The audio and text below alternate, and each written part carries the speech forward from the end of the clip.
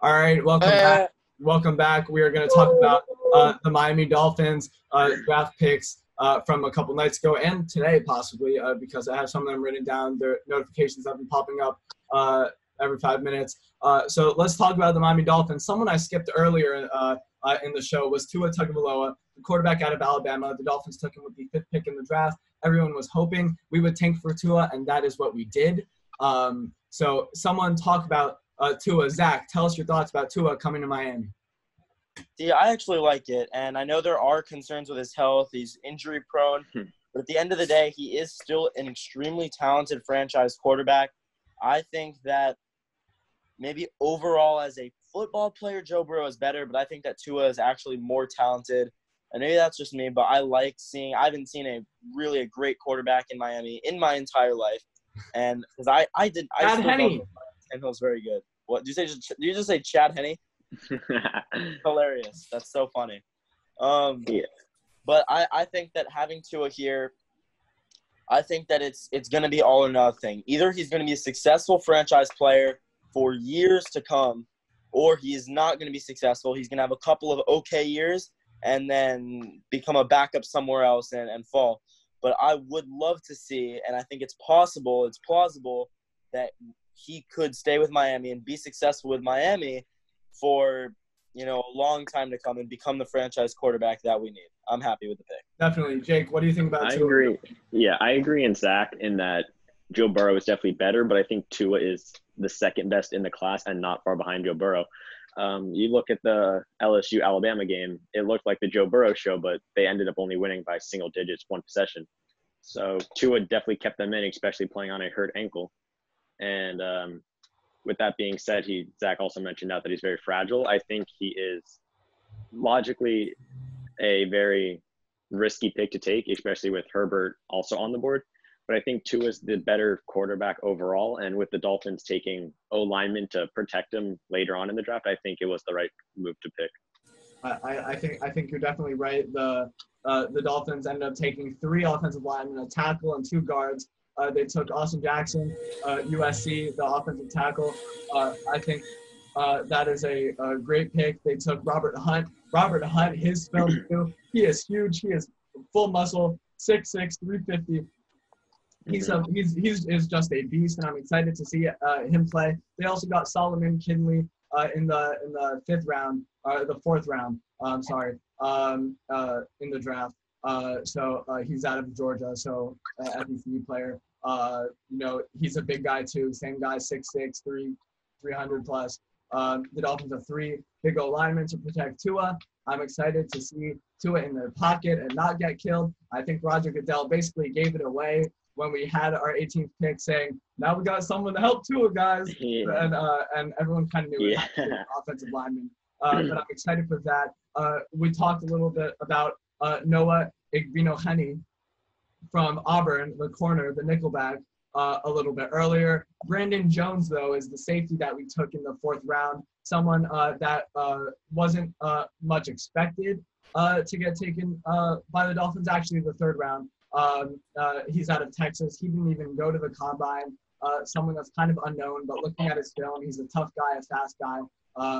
And he actually joined the team his sophomore season or something. He didn't even play football first.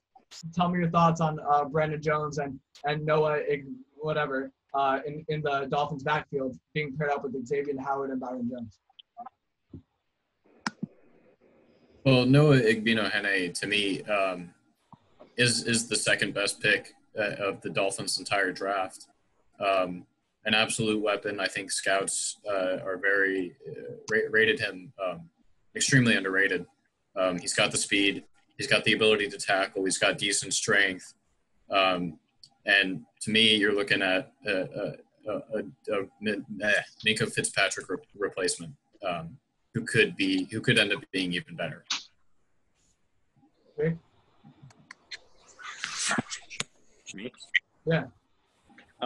Yeah, Kennan, we kind of already touched on this, but he's a good spot to play. I think Xavier McKinney is definitely more skilled, but in Brian Flores' system, Noah, last name whatever, is I think the better fit.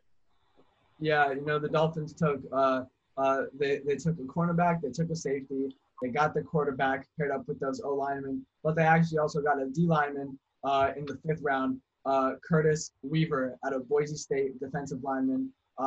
Another big guy, adds some pressure on that D line to get paired up with Kyle Van Noy, edge rusher, Emmanuel Ogboma or whatever his name is from Kansas City. You got Brian Flores is slowly adding weapons to the Dolphins defense and offense. On the offensive side, though, Matt Breida was just traded to the Dolphins, running back from San Francisco. The Dolphins traded one of their 5th-round picks to the 49ers in exchange for Matt Breida. Zach, what are your thoughts on Matt Breida coming to the Dolphins after they did not draft a running back in the top round? Do you think this was already planned? Already planned? I'm not sure. If so, then great planning.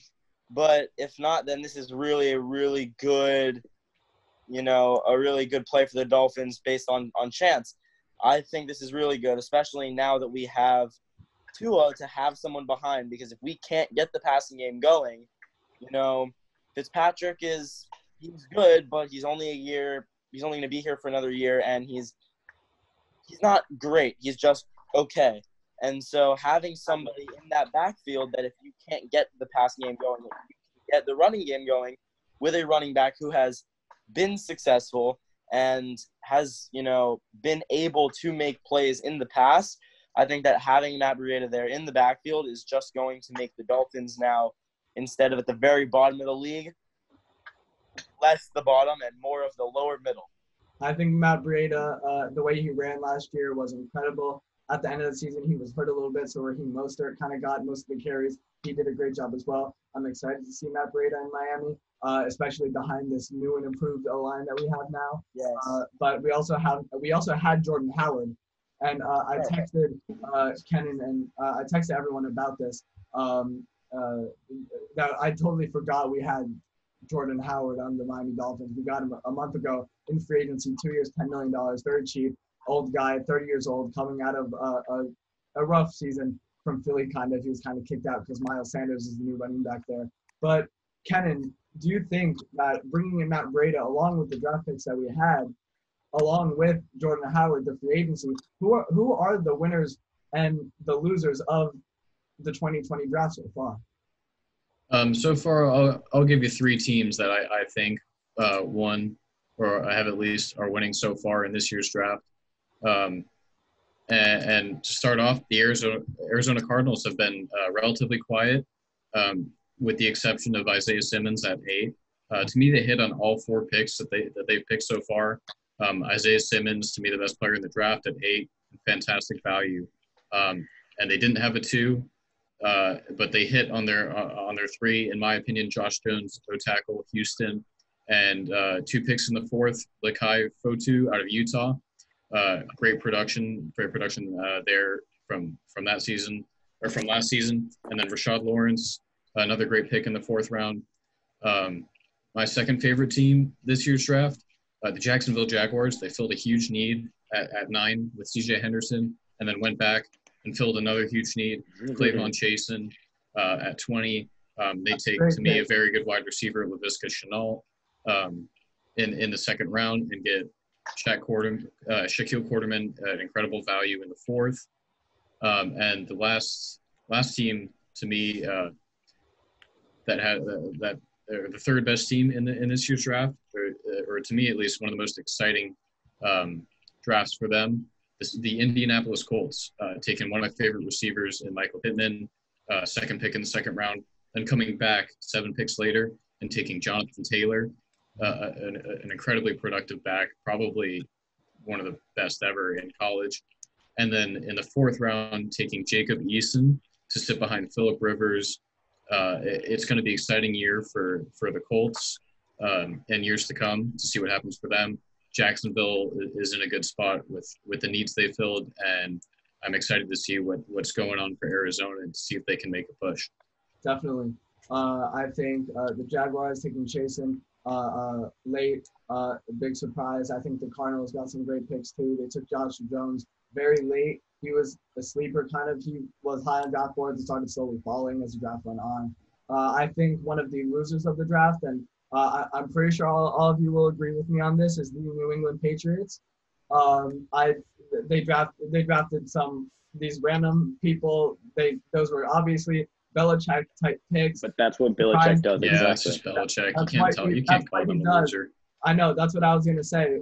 They didn't take the tight end they were projected to take. They didn't take the defensive players they were projected to take. They kind of went spontaneous and did the Bill Belichick thing. I would like to note they did not draft a quarterback. And I've said this for weeks now, for months. Jarrett Stidham is going to be the starting quarterback there. As if Indianapolis, they're going to kick out Jacoby Brissett now and leave the second string to Jacob Eason. I wouldn't be surprised if Jacoby Brissett ends up somewhere. We're still waiting to see on Andy Dalton, Jameis Winston, but I don't want to turn this into a whole free agency thing. There's just a big quarterback news. Jake Fromm went to the Bills. That was the latest quarterback I saw that went. So I'm as of right now, the draft is still going on. It should be in the late 6th, 7th round about now. So I'm very excited to see what else is going to happen. Kennan, you don't have the Dolphins as a top pick, as a winner in this year's draft. What happened, man? You guys are gonna hate me, but I don't like the Tua pick. And this is bias aside. Obviously, Joe Burrow is the one. It's not the bias aside. But with just the amount of injuries he's had, if they can protect him, he could be easily the second best quarterback in the draft. But I don't see that happening. I think he'll get, he'll receive injuries regardless of what happens. And I don't see the hype. I'm not saying Herbert's going to go and be the GOAT. I'm just saying I would have taken the 6'6" prototypical white boy with a 4 or 5 GPA, and nothing that stands out bad about him, rather than the injury-prone 6-foot left-handed Russell Wilson.